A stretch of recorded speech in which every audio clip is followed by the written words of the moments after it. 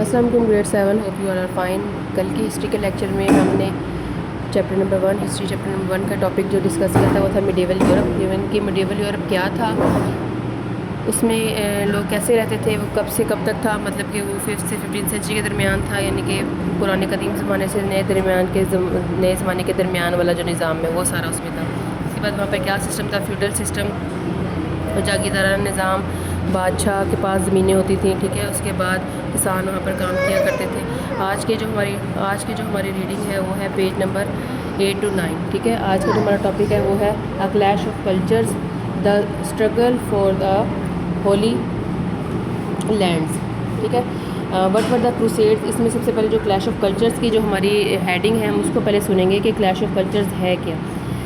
ثقافتوں کا ٹکراؤ, مختلف تہذیبوں کا تصادم, دو مختلف قوموں یا مذاہب کے رہن سہن اور خیالات کا ٹکراؤ, ٹھیک ہے. آسان الفاظ میں آپ کو بتاتی ہوں کہ جب دو مختلف قومیں یا گروہ جن کی زبان, مذہب, رسم و رواج, طریقے الگ ہوں, ڈفرینٹ ہوں, ٹھیک ہے, آپس میں لڑیں, ان کی آپس میں لڑائی ہو, اختلافات ہو, تو اسے بولتے ہیں clash of cultures. Struggle for the holy lands کے بارے میں جو اسٹرگل کی, جیسے کہ ہم پہلے بھی ڈسکس کر چکے ہیں, مقدس زمینوں کے اوپر کنٹرول کرنے کے لیے. تو سب سے پہلے جو ٹاپک یہاں پہ وہ ہے کروسیڈز, ٹھیک ہے. کروسیڈز کیا ہیں, آج کا ٹاپک کافی ہمارا انٹرسٹنگ ہے, اس بارے میں ہم پڑھیں گے. وٹ آر کروسیڈز, ٹھیک ہے. کروسیڈز جنگوں کا سلسلہ تھا جو ہولی لینڈ جیروسلم کے لیے لڑی گئی تھی, جس میں ان کے ایک سلسلہ تھا, ایک سیریز تھی وارس کی, جب جنگیں ہوا کرتی تھیں, اور یہ کروسیڈز مسلمان اور کرسچنس کے درمیان ہوا کرتی تھیں, ٹھیک ہے. جیروسلم ایک مقدس سٹی تھی, ٹھیک ہے, ایک مقدس شہر تھا, جیوز کے لیے بھی امپورٹنٹ. یہ تینوں مذاہب کے لوگوں کے لیے, یہودیوں کے لیے, مسلمانوں کے لیے اور کرسچن عیسائیوں کے لیے, یہ تینوں ہی اس جگہ کو اپنی مقدس جگہ سمجھتے تھے, جس کے لیے انہوں نے یہاں پر جنگیں لڑیں, اس جگہ کو حاصل کرنے کے لیے, اس جگہ پر کنٹرول حاصل کرنے کے لیے. جیوز کے لیے بھی امپورٹنٹ تھی, کرسچنس کے لیے بھی. ابھی ہمیں بتایا کہ 1095 میں کامن ایرا پوپ اربن II جو تھے, ان کے جو کرسچنس کے پوپ تھے, جن نے کرسچنس کو کہا کہ جیروسلم کو واپس حاصل کرو, ٹھیک ہے. اس کے بعد کروسیڈز سٹارٹ ہوں. انہوں نے جب کہا کرسچنس کو اس کو واپس حاصل کیا جائے, تو مسلمانوں سے واپس حاصل کیا جائے کہ مسلمانوں کا کنٹرول تھا سٹی میں, تب سے یہ کروسیڈ کا آغاز ہوا. ان جنگوں میں بہت لوگ مارے اور بہت نقصان ہوا, ٹھیک ہے, بہت زیادہ لوگوں کی ڈیتھ ہوئی تھی. اس کا نیگیٹو افیکٹ اگر دیکھا جائے تو یہی تھا کہ اس میں بہت سے لوگ کی ڈیتھ ہو گئی تھی. اور جنگ کا اگر کہیں بھی ہم دیکھا جائے تو کہیں بھی اس کا پازیٹیو امپیکٹ نہیں ہوتا, ہمیشہ نقصان ہی ہوتا ہے. اس کے بعد کروسیڈز کا مطلب کیا ہے, اس کو ہم ڈسکس کرتے ہیں کہ اس کا مطلب کیا تھا. کروسیڈز لفظ جو ہے وہ کراس سے نکلا ہے, ٹھیک ہے, کراس سے, اور کراس ایک کرسچن نشان ہے, ٹھیک ہے, سلیب کا نشان, جس کو میں نے آپ کو کلاس میں بھی بتایا تھا, سلیب کا نشان ہوتا ہے جو کرسچنز اپنے گلے میں پہنتے ہیں, اس نشان سے اپنی عبادت کا بھی آغاز کرتے ہیں. کروسیڈرز کپڑوں اور آرمر پر بنے ہوئے پہنتے تھے, ٹھیک ہے, اپنے جو ان کے سپاہی وغیرہ تھے اس پر پہنتے تھے. اب ہاؤ مینی کروسیڈز ور دیر, کتنی کروسیڈز یہاں پر ہوئی تھیں, اس کے بارے میں بتایا جائے گا کہ ہسٹورینز یوزلی بتاتے ہیں کہ 9 کروسیڈز بتاتے ہیں. امپورٹنٹ کروسیڈ جو تھی, اس کا ٹیبل آپ کو یہاں پہ نیچے دکھایا جا رہا ہے. اس ٹیبل میں دیکھا جائے تو ایزی ٹیبل یہی کہ فرسٹ کروسیڈ جو تھی وہ 1096 سے 1099 تک. اس میں کیا ہوتا ہے, بہت لوگ والنٹیئر بنے اور جیروسلم جو تھے کرسچنز نے جیت لیا تھا, یہاں پہ کرسچن نے فتح حاصل کی تھی. سیکنڈ کروسیڈ جو تھی, مسلم نے ایڈیسا جیت لیا, یہاں پہ مسلم نے ایڈیسا پر قبضہ حاصل کر لیا تھا, جس کو فتح کر لیا تھا, اور کروسیڈرز ہار گئے تھے. تھرڈ میں کیا ہوا تھا کہ صلاح الدین نے جیروسلم واپس لے لیا تھا, اور رچرڈ لائن ہارٹ نے فائٹ کی تھی, لڑائی کی تھی. فورتھ کروسیڈ میں کیا ہوا تھا کہ کروسیڈرز جیروسلم کے بجائے کانسٹینٹینوپل قسطنطنیہ جو ہے پہنچ گئے اور سٹی کو لوٹ لیا گیا تھا.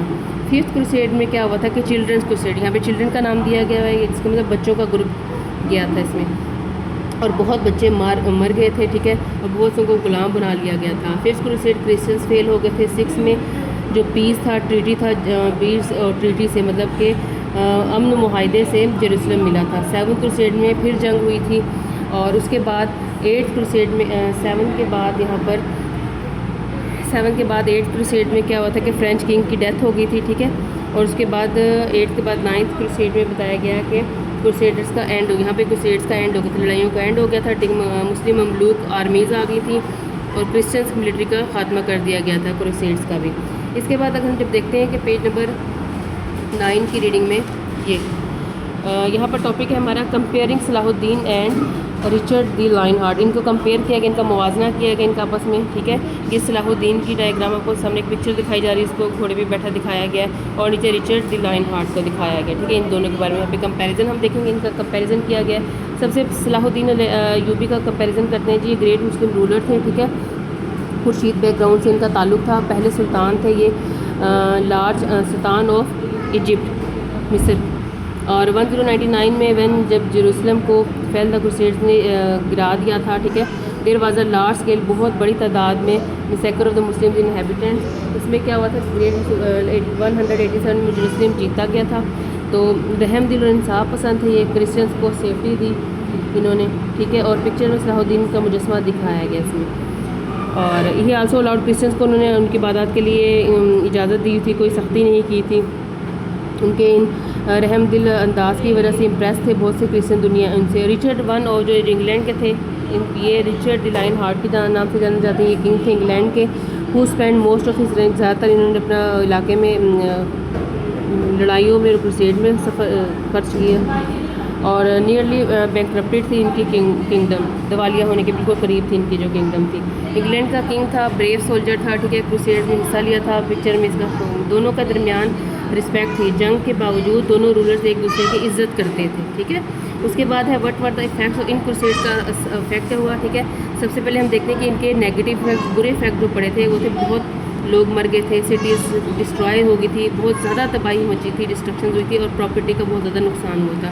اور اسی میں جب ہم اس کے پازیٹیو اچھے افیکٹ دیکھتے ہیں وہ یہ تھا کہ یورپ میں نئی نالج ریسرچ سیکھی تھی، میڈیسن سیکھی تھی اسی دور میں، ٹھیک ہے. اور میتھمیٹکس ہوئی تھی، اسٹرانومی، ستاروں کا علم وغیرہ، اور ٹریڈز، تجارت. اب یہاں پہ end of the middle ages کا جب اینڈ ہو رہا ہے اس لاسٹ پیراگراف میں، تو اس میں یہی بتایا جا رہا ہے کہ 1453 میں کانسٹینٹینوپل قسطنطنیہ ہے وہ اوٹومن عثمانیہ نے جیتیا تھا، ٹھیک ہے. اس ایونٹ میں مڈل ایجز کا اینڈ اس کو مانا جاتا ہے. اس کے بعد کانسٹینٹینوپل جو تھا بیزنٹائن امپائر کا کیپٹل تھا، ٹھیک ہے. سائنس اور کلچر کا سائنس سینٹر تھا، یہ مرکز سمجھا جاتا تھا. اس کے گرنے کے بعد یورپ میں ماڈرن ایجز اسٹارٹ ہوئی تھی، اور اس میں اب یہاں پر اسٹارٹ ہوئی تھی. اب اس میں جو اس ریڈنگ میں ڈیفیکلٹ ورڈز ہیں وہ یہ تھے، کروسیڈ یعنی کہ مذہبی جنگیں، ہولی لینڈ مقدس زمین، پاپ جو کرسچن لیڈرز ہوتے ہیں، ٹریٹی معاہدہ، افیکٹ اثرات، نتیجہ، آرمر جو ہوتے ہیں وہ ہوتے ہیں جنگ کا لباس ہوتا ہے، ٹھیک ہے. زیرہ ہوتا ہے جو لوہے سے بنا ہوتا ہے، اور کونکر فتح کر لینا. تو کروسیڈرز میں ہم نے یہی اس کے بارے میں یہی پڑھا. کنکلوژن اس کا دیکھیں تو کہ کروسیڈرز بہت لمبی جنگیں تھیں جو جیروسلم کے لیے لڑی گئی تھیں. ان کے ڈسٹرکشن بہت زیادہ، تباہی بہت زیادہ ہوئی تھی، لیکن نالج کا بھی ایکسچینج ہوا تھا اس میں. اینڈ پہ کروسیڈرز نے دنیا کی ہسٹری پر گہرا اثر ڈالا تھا، ٹھیک ہے.